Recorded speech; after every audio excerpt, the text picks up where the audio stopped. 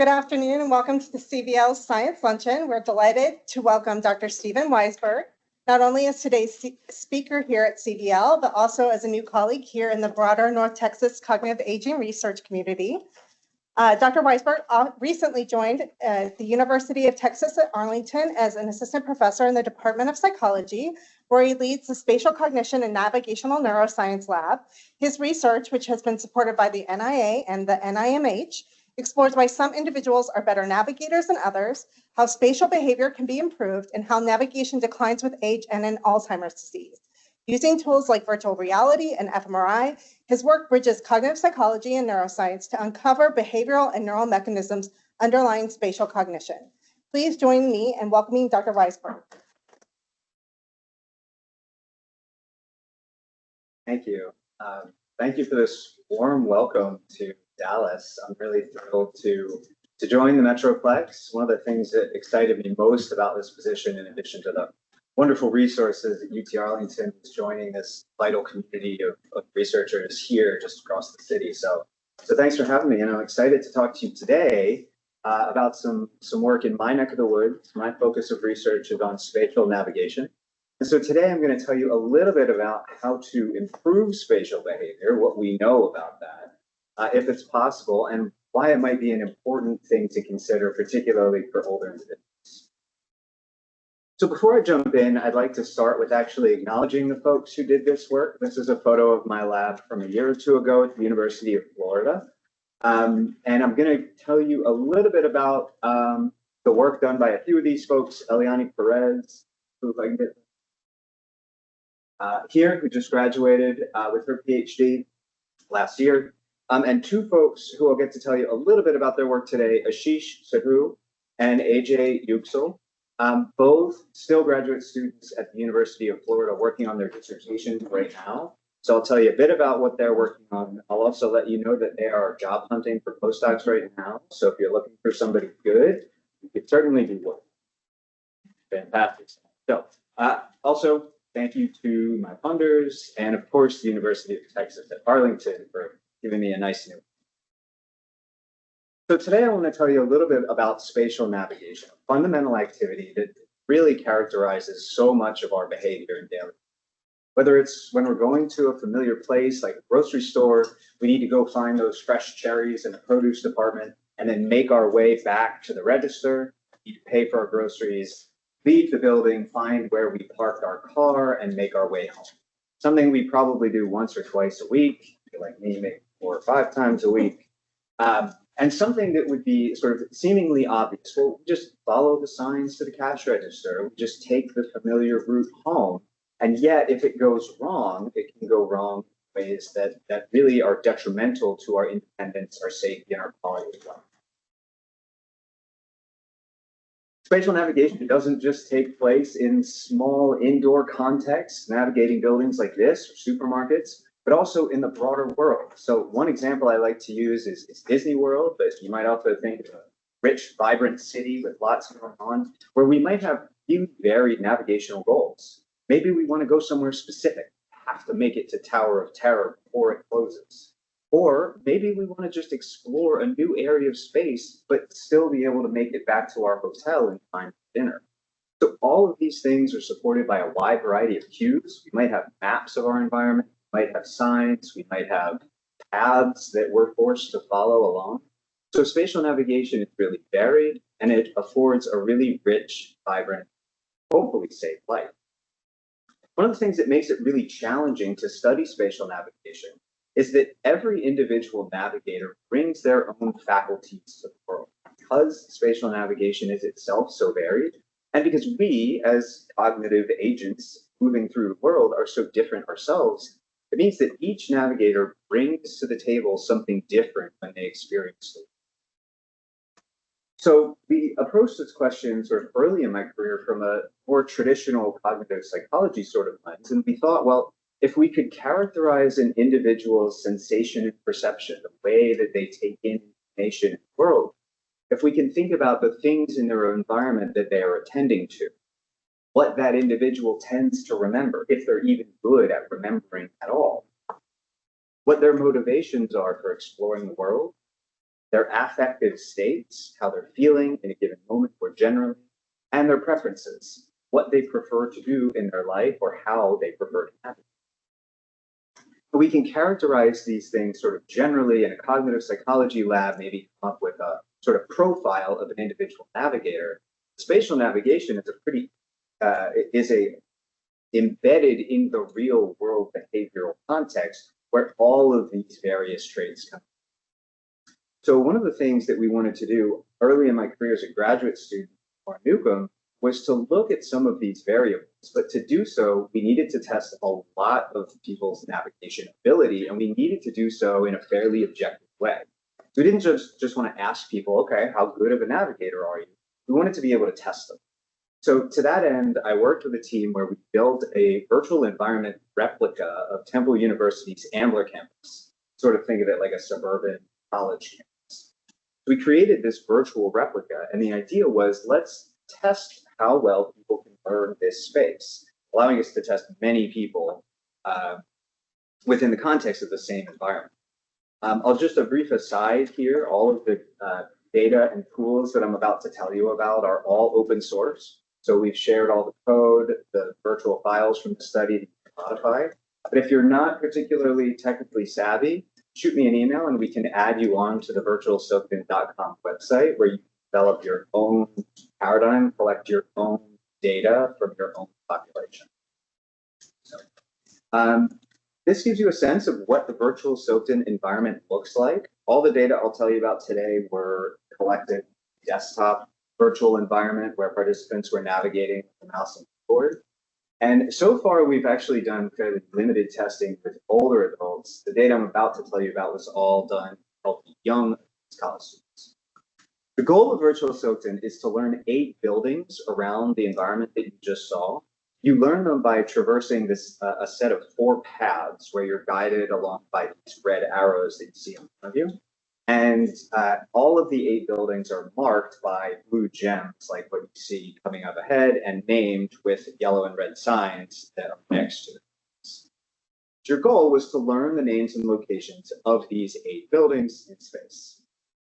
After you learn all of these 4 routes by traversing those paths, we position you next to each building and we ask, okay, now point to all of the other buildings from here, and we measure how well you won this task. We compute error.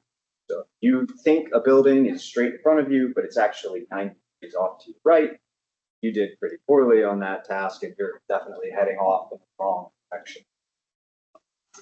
We observed 2 dimensions of individual differences, but most important here, I want you to focus just on the range that we observed in this task. So again, these are healthy young adults. You think they all get around pretty well in their daily lives. But when you ask them to learn the positions of buildings in a virtual environment, we show that some people do very well, pointing within 10 degrees of error across all the trials, whereas other participants are nearly a chance, 70 or 80 degrees on average. So even in healthy young adults, a huge range of performance on this task.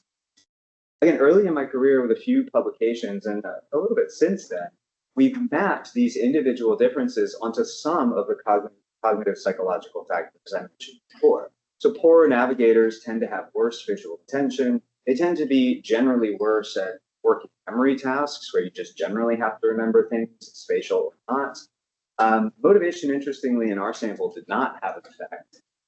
But various sorts of strategy preferences do. I'm going to unpack that in this next portion.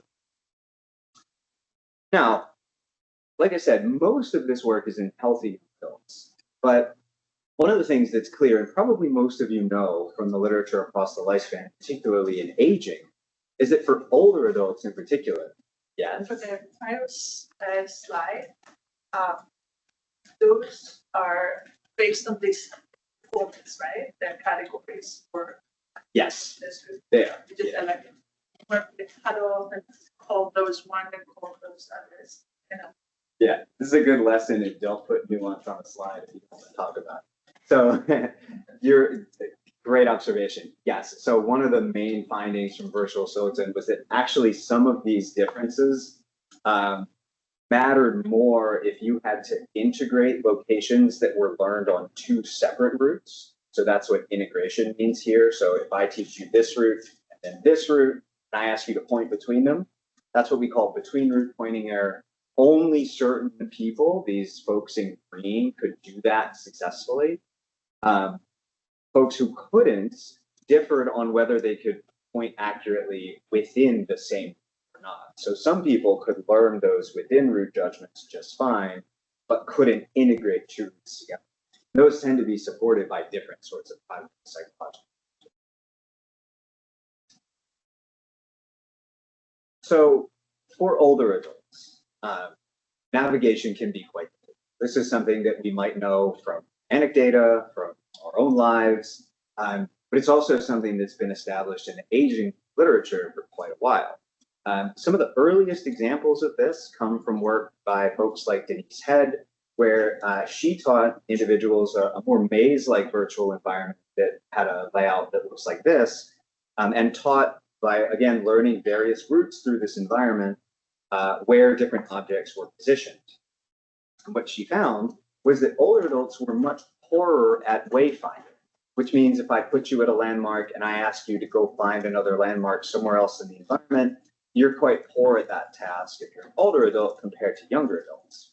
But when she asked them to recreate the same route that they learned during training, they actually performed still slightly worse than older adults, but they actually are worse than younger adults, but did generally much better at that type of task. So this is one interesting fact showing that yes, navigation is difficult for older adults, but perhaps only in certain ways. So moving on from a sample size of 30 or 60 or so, more recently, Hugo Spears and his team developed a task that they call Sea Hero Quest, which for those of you who don't know is played on an app on your phone. And through that sort of virtual environment, they measured a similar ability that they call path integration. It's basically how well you keep track of where you've been in an environment after you've navigated the path. After 2.5 million people played this game, one of the things that they published was that throughout your lifespan, bad news for just about everybody in this room, starting at around 25 years of age, your navigation behavior, your ability to perform this task declines, and it steadily declines, according to their data, into your 70s. I think there's some issues with selection effects, people who play the game older than 70, so probably things aren't getting better for folks in 80s and 90s. But things do clearly seem to be declining well across that lifespan. I'll also note here, the issue among you will notice the massive gender effect that they also observed in this data. Women do tend to be worse at navigation tasks like this one, and that difference starts early and persists throughout. So these aren't the only two studies. There have been a number of different reviews showing for older adults, navigation is brutally difficult. It also is hard in Alzheimer's disease, whether preclinical or not. So these are just a few of reviews that I like and talk about that vary in the range of specificity. I also did a search on PubMed and found that there have been over 200 papers published over the last 20 or so years for the phrase older adult spatial navigation deficits. So this does appear to be something that is robustly found in literature. Now, as an aside, what some of you might be thinking is, well, these are virtual navigation measures. Is this just a technology difference? And one answer to that question has emerged from Arne Ekström and his group, who actually alum Paul Hill led this study. And they showed that when you do the same tasks virtually, but one is immersive, meaning you have a head-mounted display and you can physically walk through a space, whereas another is played on either a tablet or a desktop, the aging effects are still there. Older adults do still do worse, but the effects are quite mitigated. They're attenuated in the case of immersive cues. So holding that up as a caveat to say, perhaps there are some ways that these deficits can be mitigated. We're learning more about this. But one question that emerged for us from this literature is, what impact does navigation have on daily life? If we're measuring navigation behavior in the lab and we're asking older adults to do things like wayfind, to imagine a novel route through an environment, but they're never doing that in their daily life, and they're not really getting lost, then what's the harm? What does it matter? So these were questions that AJ Yüksel had and is trying to address in her dissertation. And in order to address that, we noted, like I said, that there's plenty of objective evidence in PRs, but how do older adults feel about all of this? So to that end, we decided to collect qualitative data in older and younger adults through semi-structured interviews. Coding is ongoing in the study, but I asked AJ and she said I could pull a few representative quotes from what we've learned about so far. And critically, though I can't speak to this today, we're interviewing folks both about their real world behavior and about their experiences learning virtual self-learning. So we hope to be able to bridge that gap qualitative standards. So here are just a few of the quotes. One woman said, an older woman said, there was a time recently just locally where I got lost and I just felt horrible. I felt embarrassed because I'm a smart person. Quote, I used to enjoy it. I don't now because I do feel more confused than I used to. And I know I can get lost. You realize, oh, I'm not as sharp as I used to be. So I'd rather avoid getting lost. So I'm not as adventurous as I used to be. And finally, she said, I was struck by this. It's good I'm participating in this study to realize that I've been afraid. It's strange because it's almost bringing me to the point of tears. I'm grateful to be alive. And so I don't need to be going to another place, but it's kind of sad. On the more positive end of the spectrum, we have noted an early theme in technology use promoting a little bit more freedom for some of these individuals. Quote, I find it easier to go to Google Maps. There was a point where I just print up and follow the left-right stuff, some route following behavior. But then my daughter said, oh, you can put that in your phone. I know some people who really panic when they miss an exit or something. They call themselves stupid. It's just like, it's okay. It's an adventure for this person. Let me see if I can find it back. I like the adventure of exploring new things, and new food, and meeting people. So one of the reasons I was struck by this quote is this notion of adventure, this freedom that comes from exploring your environment in a way where you're not worried about what's going to happen if you're lost. And it sounds like from these interviews that for older adults, this is something that they're losing along the way. The other reason this was interesting is this is data that we're collecting now, but it really reminded us of some empirical data that we had just published, some quantitative data that we had just published in a very similar vein. So sliding back a couple of years to Eliane Perez's dissertation, she wanted to ask the question of why. Why might it be that for older adults, navigation is posing this difficulty? And one of the theories that we sort of looked at was there's a lot of variability in navigation due to shifts toward non-hippocampal strategies. So I'm going to unpack that in a minute, but it's sort of a cognitive explanation for why this behavior is changing. So for those who don't know, there's sort of two broad strategies that can support certain kinds of navigation.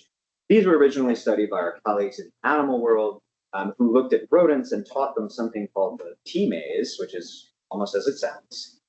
In this maze, rodents are taught the location of a goal, here that green star, by repeatedly traversing the same path over and over. They just learn this goal is located over here. I make a right at the T. But then the rodent is dropped off in the same environment, but on the opposite side of this maze, where now the wall is blocked off again. And the question is, what decision do they make? Do they make the same response? In other words, do they turn to their right relative to their facing direction now, being on the other side of the room? Or do they use the distal cues in the room around them to say, oh no, that goal is located on this side of the room. I'm going to turn left toward that location.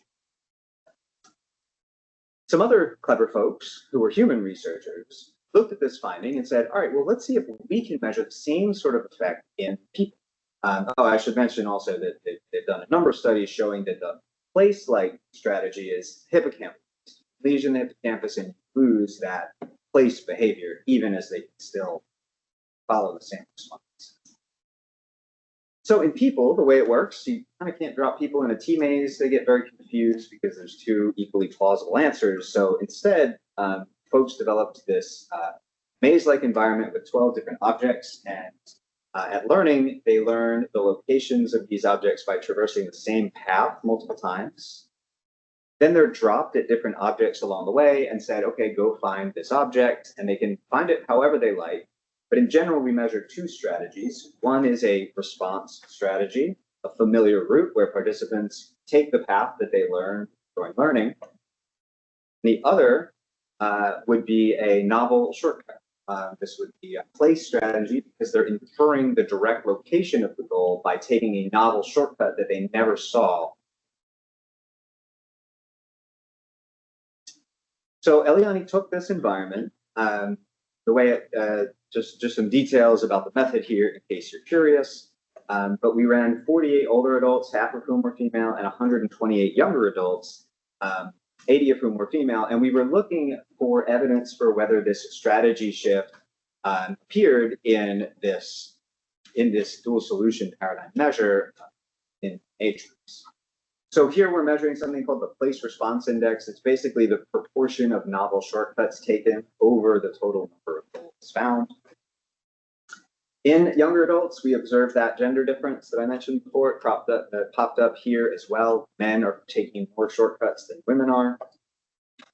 And we found a fairly large aging effect as well. Older adults tend to take far fewer novel shortcuts than their younger adult counterparts.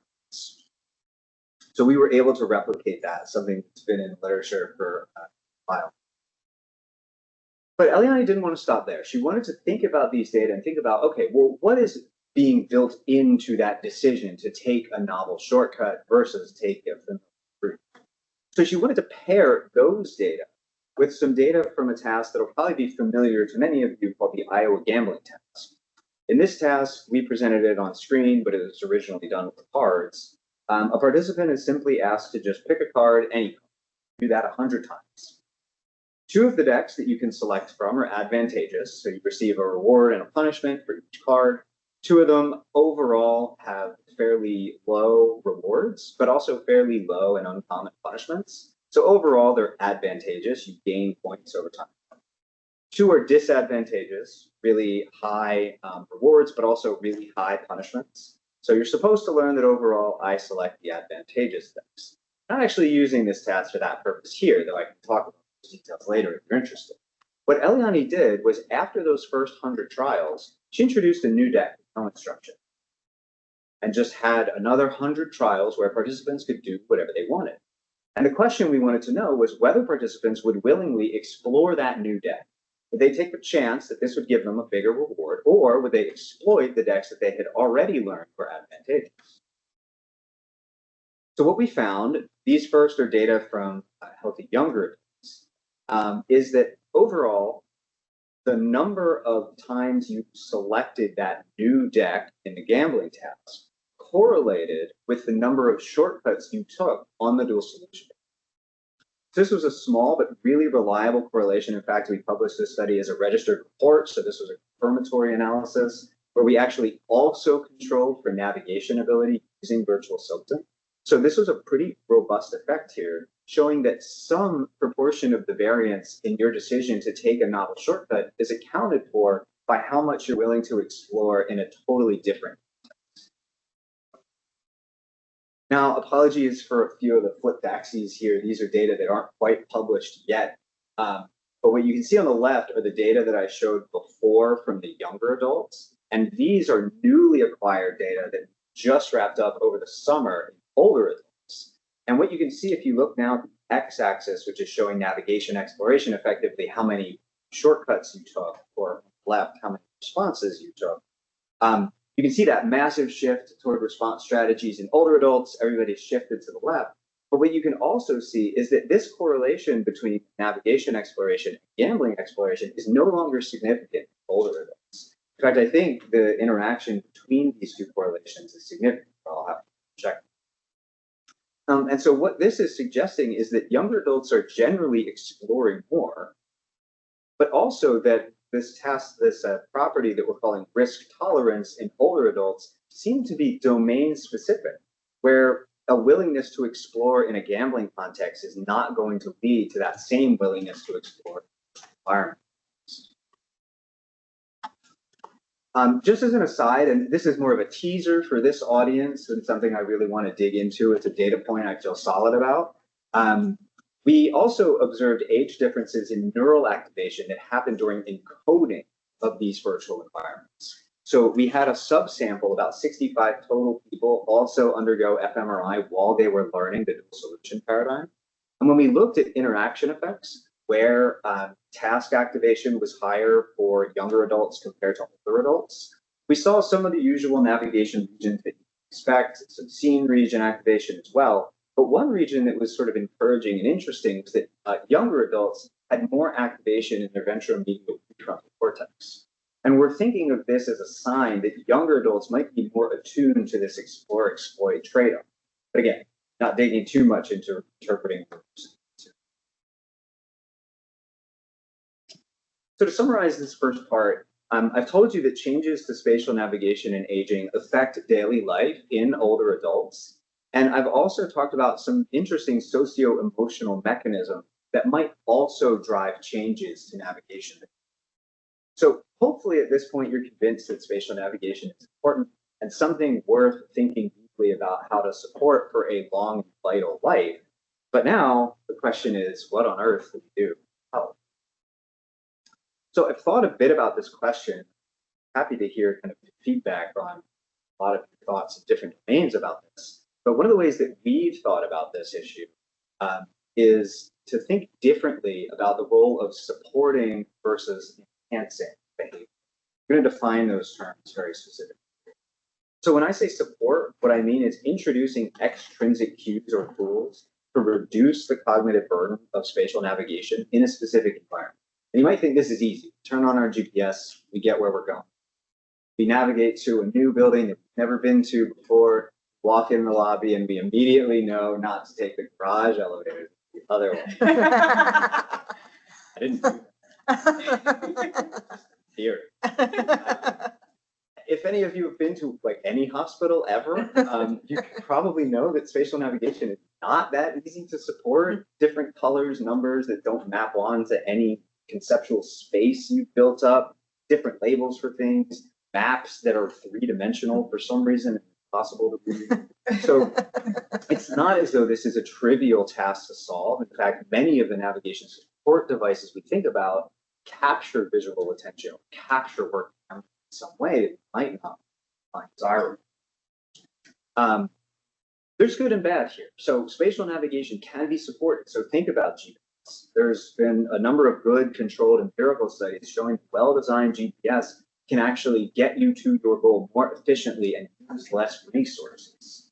There's bad too. So some folks have shown that if you give people aided wayfinding, give them tools that show them where to go, they remember less about it later. So I think there's a real kind of double-edged sword to thinking about support. So what about enhancement? So when I say enhance, what I mean is to improve underlying skills and abilities to promote spatial navigation in any, think of terms like generalizing, transfer. Spatial navigation can be enhanced. There's a few interesting data points on this. So one comes from a large meta-analysis showing a Hedges G of 4.7, or this was on small scale spatial training, but these are across relatively low impact interventions. So a fairly large effect size, so there might be a lot of room to move the needle here. And in some work that I published, we showed that when you give virtual Silkton before and after a semester of college, folks who are enrolled in a GIS curriculum, Geographic Information Sciences, improve their scores significantly on this virtual navigation measure. Folks who are enrolled in a communications curriculum don't get any better. They stay as low as they were to begin. So there might be some room to actually think about improving spatial navigation. So with the rest of my time today, I'd like to tell you a bit about a study that we just published with Arne Ekstrom. This was a really large team effort. It's also an ongoing one. We're launching a new study related to this at UTA, UF, and the University of Arizona. There's a lot of work to be done here, but I'm really excited about this. So I'll tell you about it. we had two main research questions that we were interested in for this initial pass at navigation training. One, can we do it? Can we develop a protocol that will train navigation ability? And then second, what are the neural mechanisms that underlie training? Unpack these questions. We developed a between subjects active control design. We had three conditions. One was a navigation training. Second was a verbal memory training, effectively a word list learning task. And third, an active control condition where participants still came to the lab, but they just watched documentaries related to memory and navigation generally, but without specific percent. Gives you a sense of the timeline we were working for this study. Participants came to the lab at the beginning and end for a set of pre and post training measures, which consisted of navigation tasks, virtual SOAPTM, which we gave before and after, a quick free recall task, learn 12 items and call back to us, a battery of structural and functional imaging. And in between those sessions, they came back to the lab 10 times for 2 hours each session over the span of about 4 to 8 months. We were quite specific about the way that we wanted to develop our navigation training, and we were able to model our training after the training undergone by black cab taxi drivers who have to learn the knowledge of London. So Hugo Spears and his group published this beautiful qualitative paper detailing how taxi drivers learn basically everything you could imagine within the city of London. So there's hundreds of different places of interest that they have to learn. But it's not as though they're just tossed into the city of London, go learn everything you can. There's actually guidebooks that specifically have you learn different, about groups of 8 or 10 landmarks that are situated all within the same little bubble. You then scaffold these bubbles together based on kind of the major thoroughfares that they occur on, and that's how you build up knowledge. Taxi. This takes years, but what we wanted to do was kind of build a large-scale environment where we could scaffold up this learning process in a similar way. So that was the inspiration.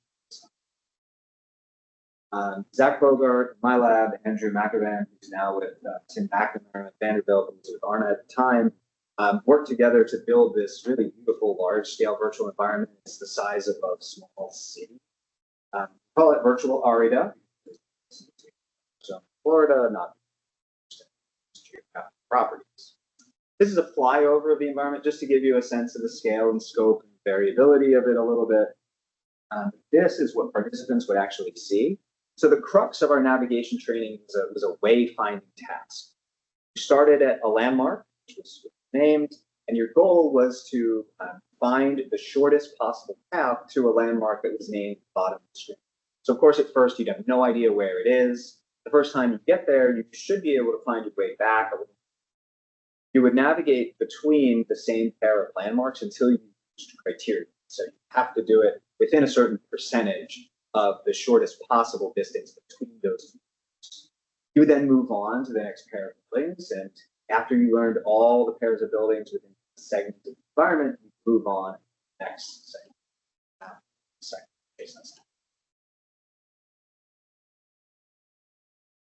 So this is sort of the learning procedure for the navigation training. So as I said, participants might learn all of the buildings within section A. They would then B. We would then have them try to integrate between A and B before moving on to learn section C, et cetera, until is up. The verbal memory training, we wanted to have similar sort of scaffold effects so folks wouldn't reach ceiling quickly for this task. So in sessions 1 through 5, we had participants learning the same word list across all trials. So effectively, you would just learn, as many possible words as you can, 10 hours, roughly in the same order. We also had participants use something called the method of tempori. So instead of the method of loci, we didn't want anything spatial. We had them pair each of the words with a meaningful event in life. So there was sort of an associated memory component to this.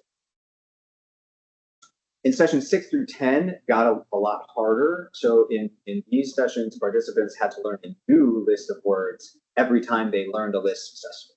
So trial 1 might consist of these 3 words, but now once you do that successfully, trial 2 now consists of a list of completely different words that you've never seen, while still scaling up in total number of words. And so for this, episodic memory training, verbal learning training did show significant improvement over time. So all participants were able to learn more words as the training went on. And you can see there's sort of a plateau effect for sessions 6 through 10, whether they just sort of got tired or whether this learning new list of words just caps out around 30. Appears like that's why that. We collected 63 participants, again, healthy young adults across our 2 sites, 756 2-hour sessions, a lot of research assistants, 3 attrition. 1 participant got her eyebrow pierced right before her second scan. Darn. But more good news is that to address our sort of first research question, we did show that in the navigation training, participants were learning subsequent sectors of the environment more quickly than they learned earlier on. So this is sort of immediate training. They were getting better at wayfinding new areas of the environment that they'd never been to. But one of the other things we observed is massive individual variability in who learned and how much. So these are different maps showing all of the paths taken by different participants throughout their training. You can see for participant 1305, really only made it to the 4th section before their training time lapsed, whereas participants 2318 and 1306 learned just about the entire environment in 20 hours. In fact, might have gotten total. Participants did improve on a similar task in a different environment. So when we had them learn Silton, they learned it a little differently this time around. We did show that the spatial navigation group did improve the most. This interaction is not significant. It's not significant, but we're not really super well powered to look for these kinds of transfer effects. So whether this is a specific navigation effect or not, our control group also got a bit better. So not much to say. But when we measured their ability to point around virtual soap, we saw no differences between any of the 3 conditions. So this was a different task on a different environment, a little bit further transfer. So for this, we did not actually show any differences for specific. The one thing that we did show strong evidence of training transfer was for a measure that Li Zheng, the author on this work, developed called the learning rate. And in essence, this is how quickly you improve on the training task once you enroll in the training. So from pre to post, how much was your first to last trial improve? And there we show significant interactions where if you've trained on navigation, your navigation learning rate is the fastest. Whereas if you're trained on verbal memory, your verbal memory learning is the fastest. So this does provide some hint that there's some additional training moving on. Maybe your susceptibility to learn is increasing, even as we're not very effectively measuring all learning. So can we train navigation ability?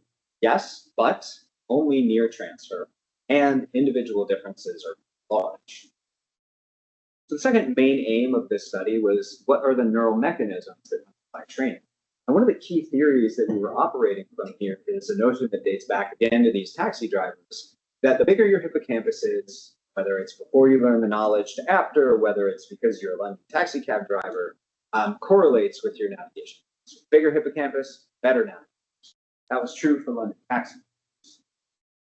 But in some data that I published about 5 years ago, in healthy young adults, again, using virtual Silton, we showed that when we correlated their ability to, apologies for the extra plot to that in a second. When we correlated their ability, their performance on virtual Silton with their hippocampal volume, a pre-registered study, we showed no significant correlation. And it was pretty robust to what we covariant. Concurrently, in fact, almost the same month that we published our work, Eleanor McGuire showed that also in healthy young adults, an even larger sample, hippocampal volume did not explain performance differences across a range of different tasks. We have since taken those data, my graduate student, Ashish Sahu, has been trying to model hippocampal volume. So rather than just using raw volumetry to correlate that with performance, he's been looking at various forms of deep learning to connect the shape of the hippocampus with navigation performance. And again, there we showed no significant correlations beyond what you would expect from chance for the hippocampus. And we've also compared that with other brain regions. What about our navigation training? Well, when we train people's navigation ability, we showed across a range of different hippocampal measures, whether it's total volume, left or right. We also had T2 weighted data that we looked at and showed no significant difference across any of the major subfields of the hippocampus, and showed that it didn't matter what kind of navigation training you went, this wasn't enough to. One interesting aside, we did find that hippocampal volume reflected learning rate improvements, but only for the verbal memory task. And this is consistent with a fair chunk of data from hippocampal volume literature showing that episodic memory and verbal memory tasks are much likely to correlate with structural volume than navigation tasks. And I have some thoughts on why that happened too. So I hinted at. In the scanner, participants performed a source memory task. So this was during a functional acquisition. And it was basically an episodic or an associated memory binding task. They call it a source memory task because you had to learn an object and pair it with whether it was learned in space or learned in time. And I'm not going to go too deep into the details of the analyses or specifically what we found here. It's a little complicated and we spearheaded this. I can go into details if you're interested. But effectively, we showed that functional connectivity changes throughout the brain from pre to post test differentiated our training. So effectively, we're measuring informational connectivity between these regions.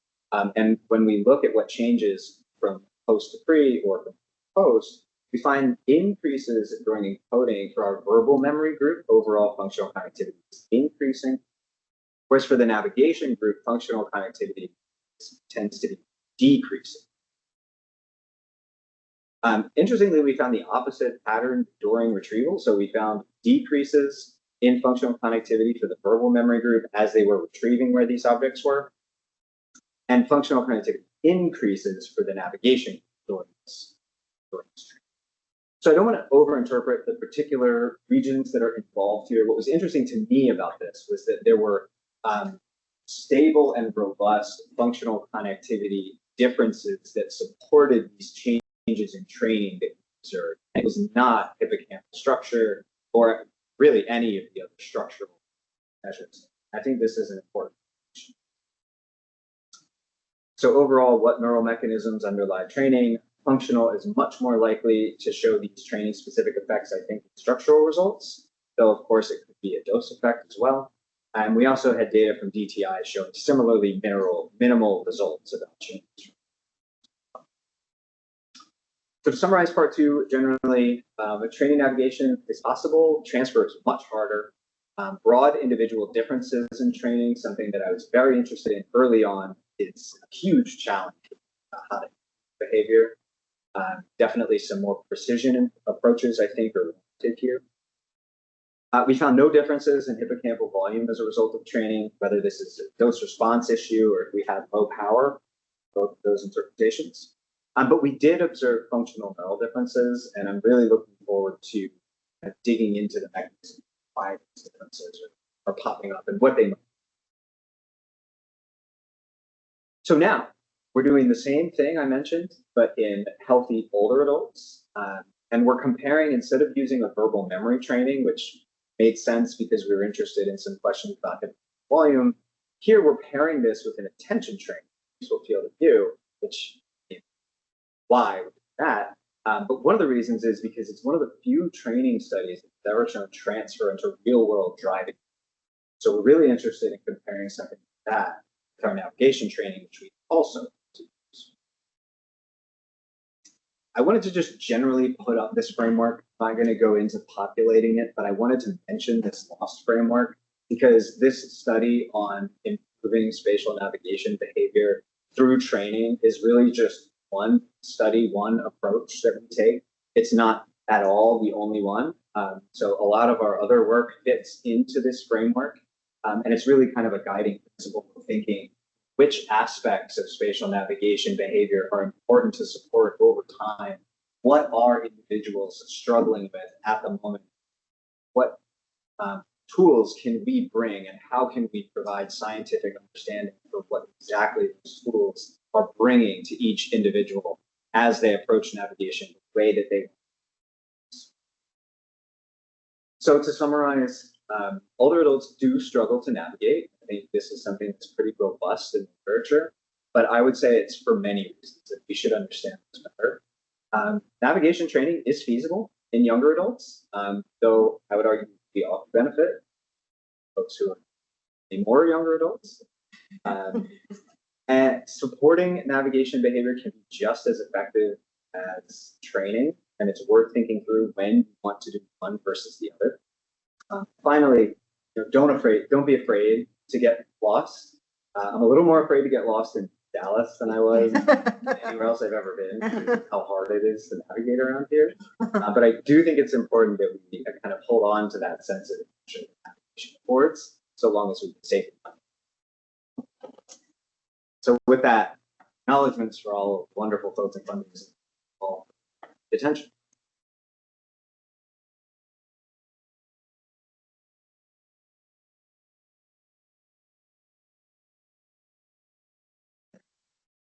Pick up on the wire findings. The wire result is analysis large in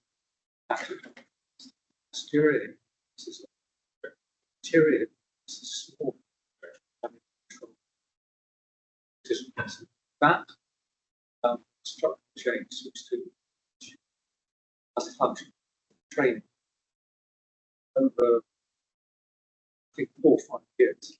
So two things. Firstly, such a short training, you expect to see those sorts of changes.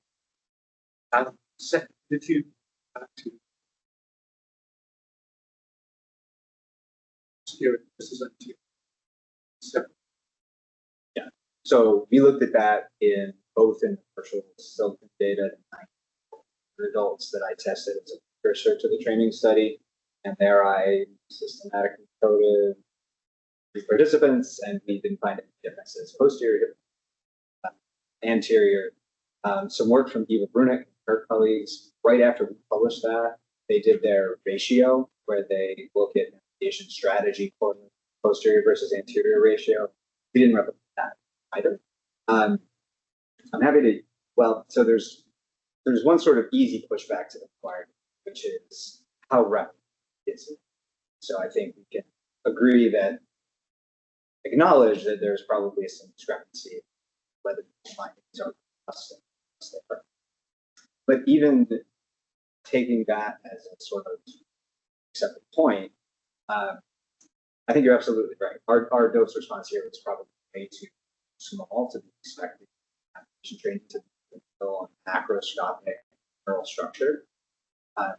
I did think that it was possible we'd observe individual differences relating to structure. But again, that's something not shown across different studies, older as well. And so the model that I've turned to as explanation is that there's too much variability in what we measure navigation behavior, to really understand what the functional behaviors in navigation, how those relate to. So I think one of the reasons why you see episodic memory correlations much more reliably, because those tasks are so much controlled. It's much easier to understand what processes are looking at behavior. Where in navigation, the minute you start to scale up complexity, you lose your specimens.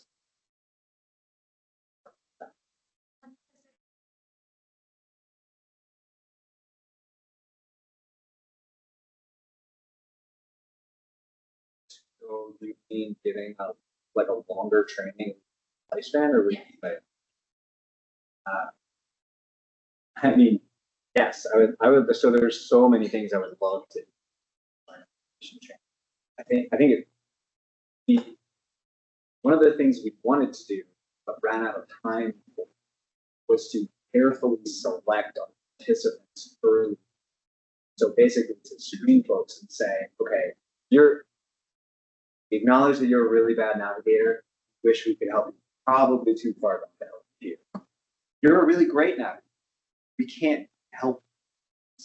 And so to do a little bit of selection front end and say, okay, here are the people who we really think are likely to improve given the right sort of training. So kind of from virtual, so those non-integrators just need a push to get better. But as many of these things go, we got the grant right in the middle of COVID. So our timeline immediately short. Franchise are, I mean, that's one big takeaway and big regret I have studying. Unable to think.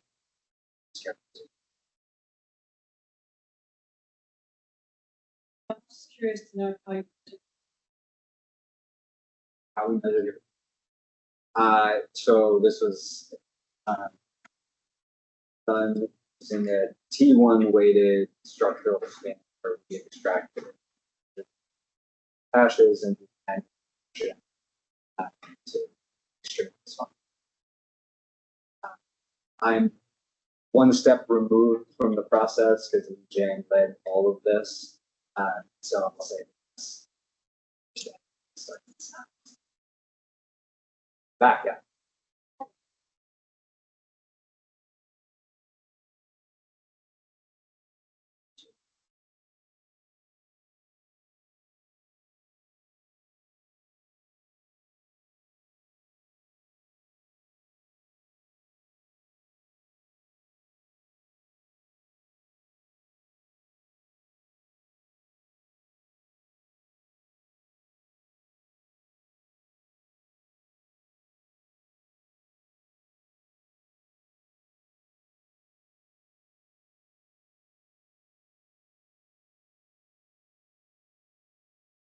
Yeah, two really, really different, interesting questions. Let me start. So, are you asking about people with subjective cognitions, or just generally people who have a sense?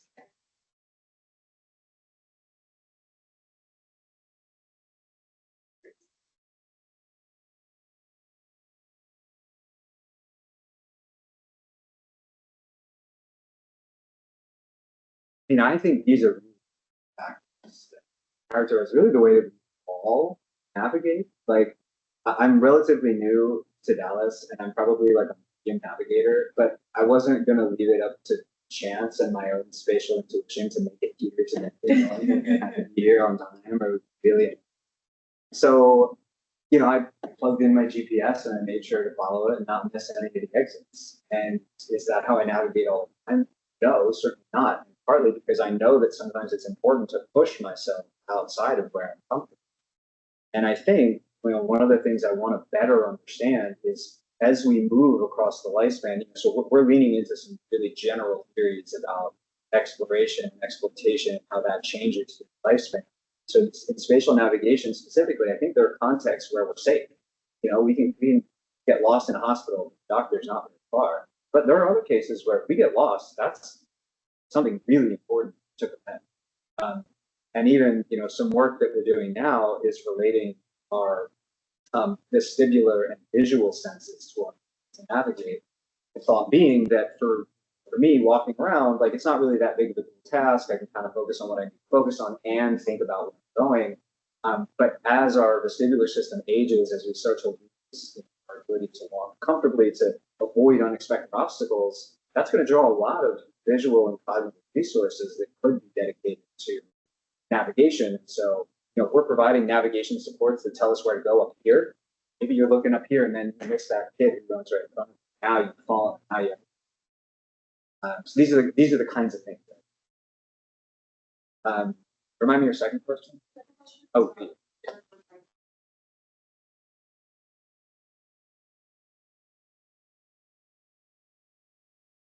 This is a great question. So there's, for those who don't know, in younger adults, there's a really robust finding that video game players are better navigators. It's also true for a number of other cognitive tasks, but it's something that always comes up. video games are better navigated. It's true in the real world, it's true. This isn't very well understood, but one of the things that I would love to I've talked to some colleagues in the field industry, is to say, sometimes y'all engineer out. It's easy to know where to go. There's cues that always tell you. Get that you don't have to think about. But in other games, the navigation is a really important component of what you're doing. And so I would like to take models like those, gamified training video games, and apply them to spatial navigation. If there are ways where we get people to train video games, but we know you have to build up a model of this environment. And then see, okay, is that generalizing to our typical lab tasks? Is it generalizing to navigate the world? No.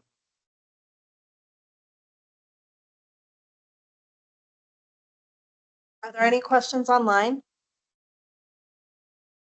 There are no questions online.